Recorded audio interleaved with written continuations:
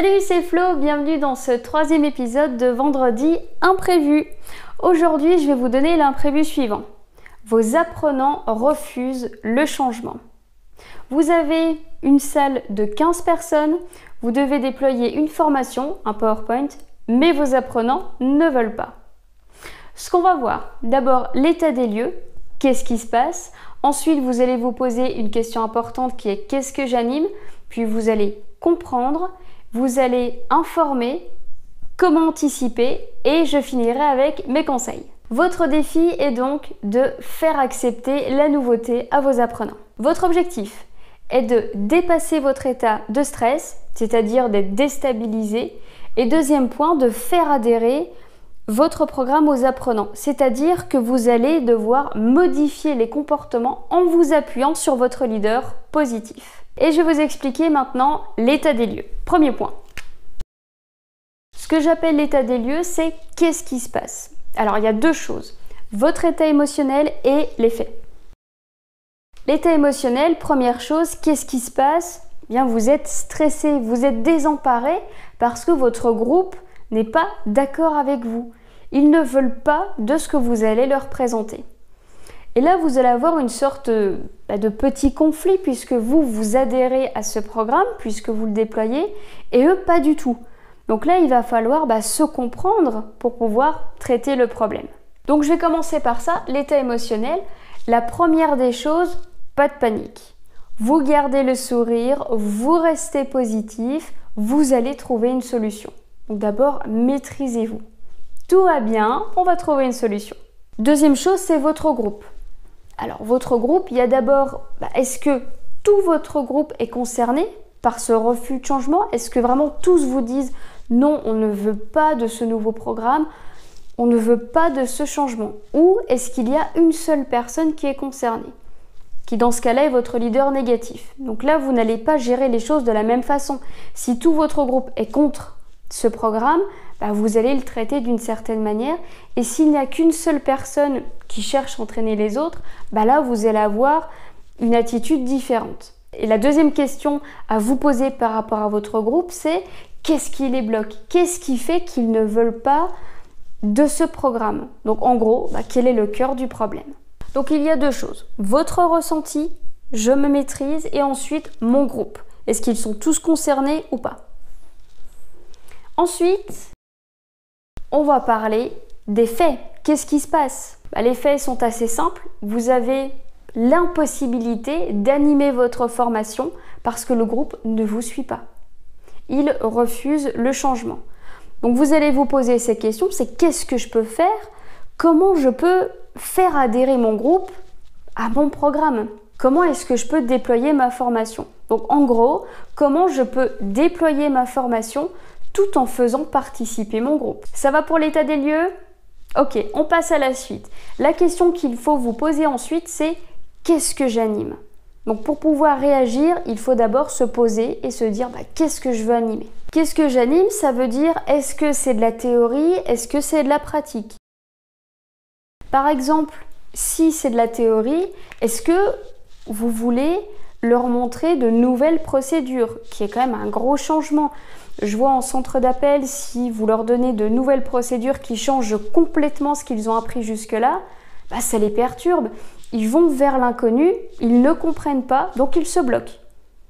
On n'a pas envie d'aller vers de l'inconnu, ça nous fait peur. On préfère rester dans quelque chose que l'on connaît, on a l'habitude. Même si on n'apprécie pas, on a l'habitude. Donc on veut rester dans cette habitude, dans quelque chose qui est connu. Donc il va falloir se mettre à leur place. Mais n'allons pas trop vite. Donc est-ce que c'est de la théorie, de nouvelles procédures qui vont changer leur façon de faire?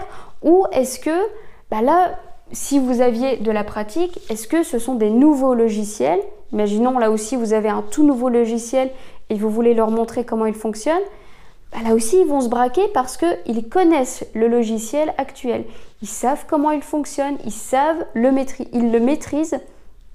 Donc pourquoi ils iraient vers de la nouveauté qu'ils ne connaissent pas? Donc voilà, il y a ces deux choses-là. Soit c'est vraiment de la nouvelle théorie ou de la nouvelle pratique. Ça, il faut le savoir. Donc qu'est-ce que vous voulez animer? Le point suivant, c'est comprendre. Il va falloir comprendre pourquoi votre groupe réagit de cette manière. Donc vous allez devoir jouer le rôle du formateur psychologue. Le formateur psy, c'est un rôle que vous allez devoir jouer régulièrement parce que vous allez vous rendre compte que si on est en centre d'appel, vos conseillers vont rapidement venir vers vous parce que quelque part vous n'êtes pas vraiment au-dessus d'eux, vous n'êtes pas vraiment de la hiérarchie, c'est comme ça qu'ils le voient. Et les managers vont venir vous voir parce que vous n'êtes ni la hiérarchie ni en dessous, vous êtes au même niveau. Donc vous êtes un petit peu ce tampon entre les deux niveaux, entre ceux qui sont sur le terrain et ceux qui le sont un petit peu moins. Et vous allez rapidement vous rendre compte que des conseillers, quand ils viennent dans votre salle de formation, ils commencent par décharger tout ce qu'ils ont. Donc ils vont vous raconter ce qui se passe sur le terrain, ce qui ne va pas, ce qui va... Ils vont tout vous dire. Donc vous avez un petit peu ce rôle de psy. Et vous ne pouvez pas passer outre. Vous êtes obligé de les écouter pour pouvoir les comprendre et puis passer à la suite. Donc comprendre ce qui se passe, il va falloir leur poser la question. Qu'est-ce qui fait que vous ne voulez pas de ce nouveau logiciel? Qu'est-ce qui fait que vous refusez cette formation? Expliquez-moi. Et là, il va falloir creuser pour comprendre le fond du problème. Donc votre objectif, il est là. Détecter le fond du problème pour pouvoir le traiter.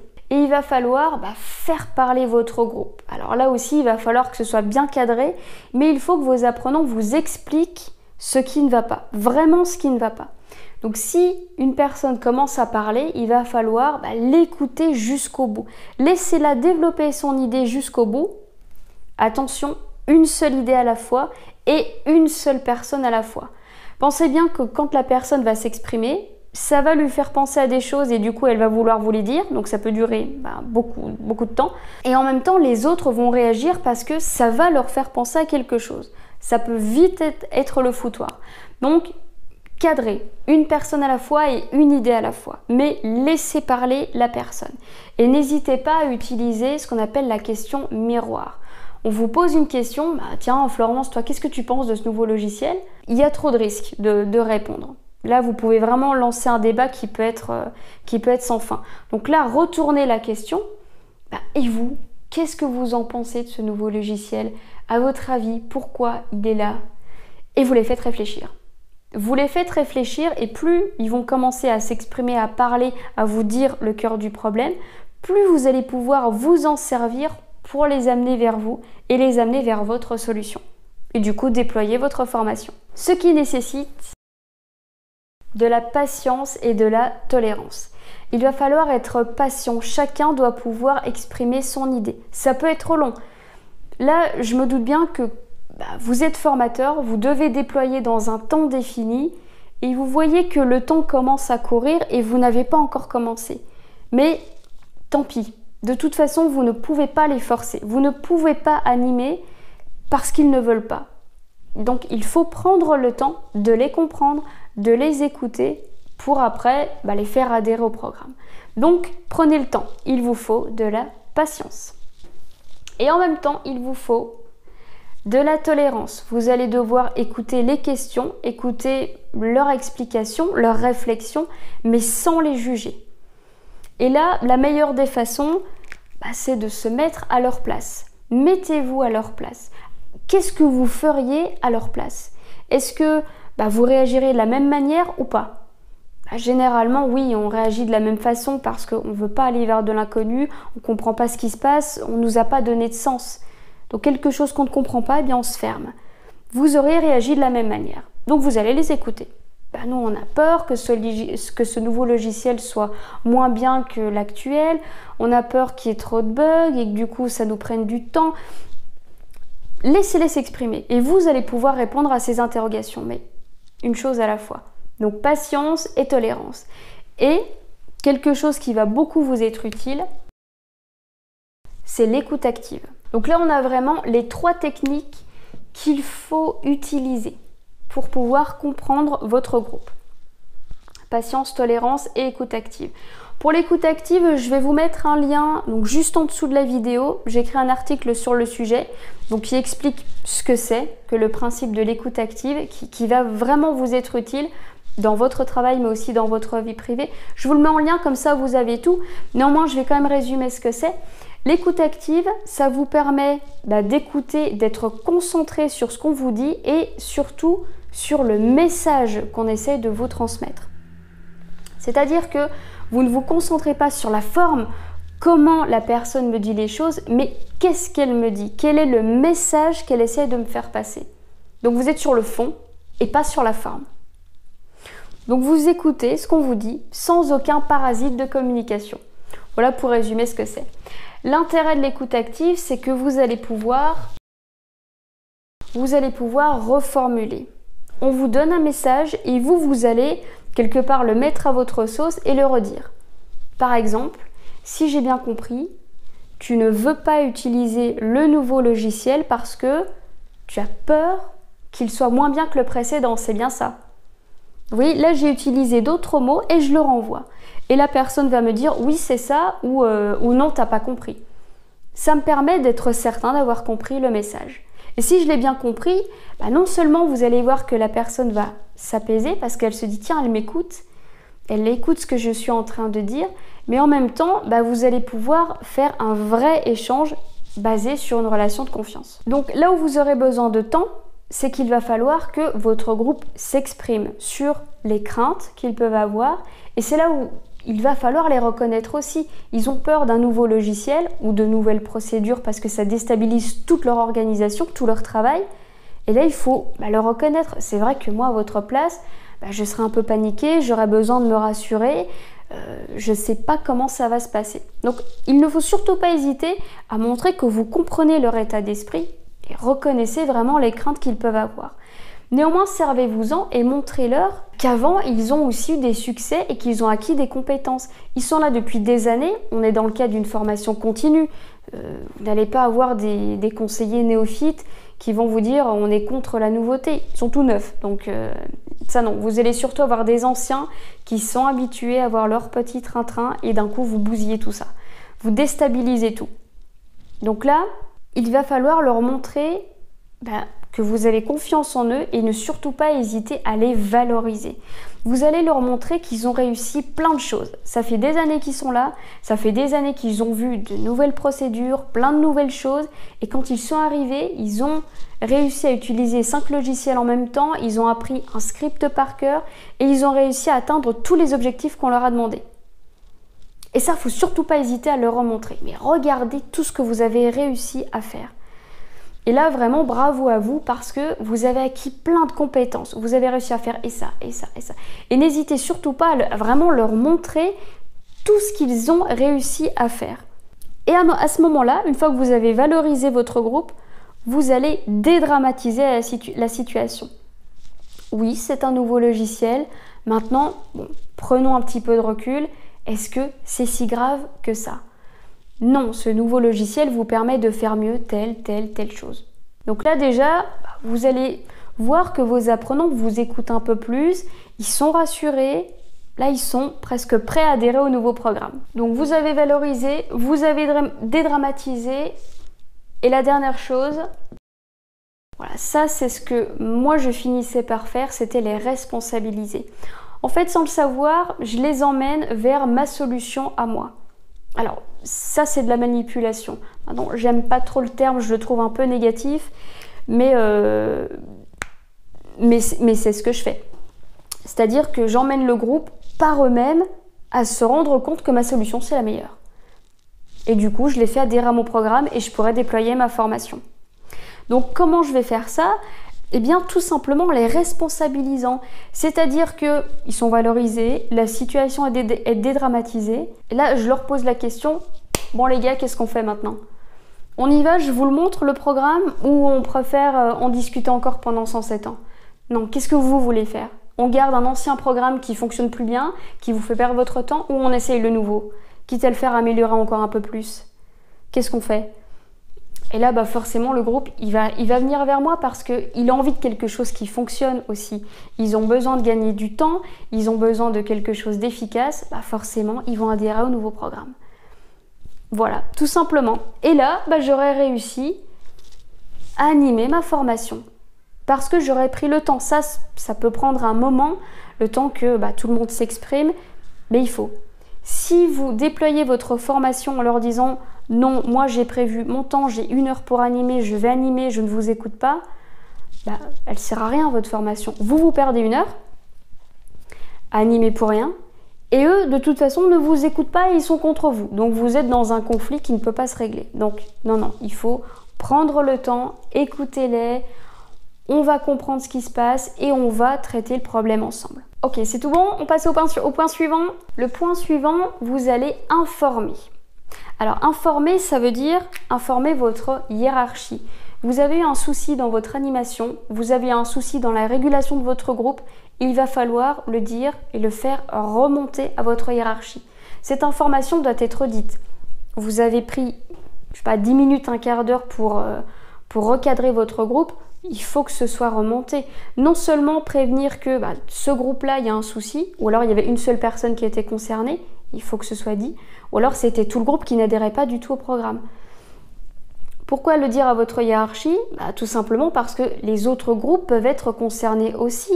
Et du coup, il va falloir en informer vos collègues. Et leur dire, attention, quand j'ai parlé de tel module, vraiment, ils voulaient absolument pas m'écouter. Si vos collègues sont au courant, ils pourront animer tout en sachant ce qui peut arriver, plutôt que d'arriver au dépourvu comme vous et puis d'avoir du mal à gérer la situation. Donc non, vous avez su la gérer, partagez vos bonnes astuces. Faut surtout pas hésiter pour éviter que ça se reproduise. Donc d'abord, on remonte. Donc là, à l'oral ou au téléphone, dans tous les cas, il faut informer votre chef et vos collègues. Ce qu'il faut faire aussi, c'est le noter dans votre administratif. Dans toute formation continue, vous avez des fiches à compléter, des fiches de formation continue. Bon, là, en fonction des normes que votre entreprise peut avoir, mais il va falloir noter concrètement, la formation a été décalée d'1 quart d'heure parce que tel programme n'était pas du tout compris par les participants, par exemple. Mais notez vraiment le comportement qu'ils ont eu, qui n'était pas adapté. Ça, il faut l'écrire. C'est important. Ça, si ça se reproduit, on saura pourquoi et on pourra réagir en fonction de ça. Donc, votre administratif et puis informer votre hiérarchie et vos collègues. Le point suivant, comment anticiper ? Qu'est-ce que je peux faire pour que la situation ne se reproduise pas? Donc après votre animation, vous allez dresser un bilan. D'abord votre état émotionnel pour pouvoir maîtriser votre émotion pour la prochaine fois. Et deuxième chose, définir votre plan B. Par rapport à vos émotions, pour la maîtriser, vous allez d'abord vous rassurer, vous restez positif, gardez le sourire, vous allez trouver une solution. Pareil pour votre groupe, il faut leur dire. On va trouver une solution ensemble, rassurez-vous. Et puis, petit conseil, prenez ce défi comme un jeu. Plus vous allez voir cette situation, cet imprévu comme un jeu, plus ça va être facile pour vous de gérer la situation. Ensuite, définir votre plan B. Donc, qu'est-ce que je peux faire pour que ça ne se reproduise pas? Imaginons que le module ait été créé par votre client donneur d'ordre. Bien là, vous allez, au moment où il est déployé, où l'information vous est donnée, voir vos réactions. Ah, attends, c'est un nouveau logiciel, ça veut dire que je me sens pas prête à l'utiliser, comment ça marche? Vous vous posez plein de questions. Bien ça, vous allez vous en servir et le dire au client donneur d'ordre, poser un maximum de questions pour avoir toutes les informations dont vous aurez besoin. En fait, vous allez quelque part anticiper les questions de vos apprenants. Plus vous aurez des questions, plus vous allez avoir des solutions, plus votre animation sera facile. Donc là, il va falloir vraiment être concentré quand vous aurez ce module, si ce n'est pas le vôtre, bien sûr, et vous allez chercher un maximum d'informations. Trouver les solutions. S'il y a un problème, qu'est-ce que je peux avoir comme solution? Et est-ce que vous avez des alternatives pour cette partie qui ne fonctionne pas? Par exemple, imaginons, il y a une partie du logiciel qui ne fonctionne pas et qui est hyper utile. Qu'est-ce qu'il y a comme alternative? Il y a telle chose. Comme ça, quand vous êtes en animation, ouais, mais attends, il y a tel truc qui ne marche pas, comment je fais? Ça, c'est ce qu'un apprenant va vous dire. Et vous allez tout de suite lui répondre, t'inquiète pas, j'ai déjà la solution. En fait, vous allez utiliser telle chose. Et là, c'est fini. Vous avez déjà trouvé la solution, vous lui avez répondu, tout le monde est rassuré. Donc là, vous allez toujours dédramatiser la situation, trouver des solutions et puis vos apprenants, montrez-leur que vous avez confiance en eux. Et je termine avec mes conseils. Mes conseils, toujours garder le sourire, restez positif, valorisez votre groupe, montrez que vous avez confiance en eux et surtout prenez le temps de traiter le problème. Un imprévu, c'est déstabilisant, c'est pourquoi vous devez garder le contrôle de la situation et puis vous adapter en fonction de celle-ci. Plus vous allez paniquer, moins vous pourrez gérer la situation.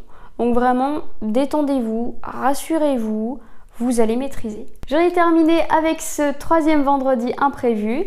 Likez ma vidéo, marquez-moi un petit commentaire. Si vous avez eu cette situation, bien expliquez-moi comment vous l'avez gérée. Si vous avez d'autres idées d'imprévus, écrivez-les-moi et je vais les traiter avec vous directement. Et abonnez-vous à la chaîne. À vendredi prochain!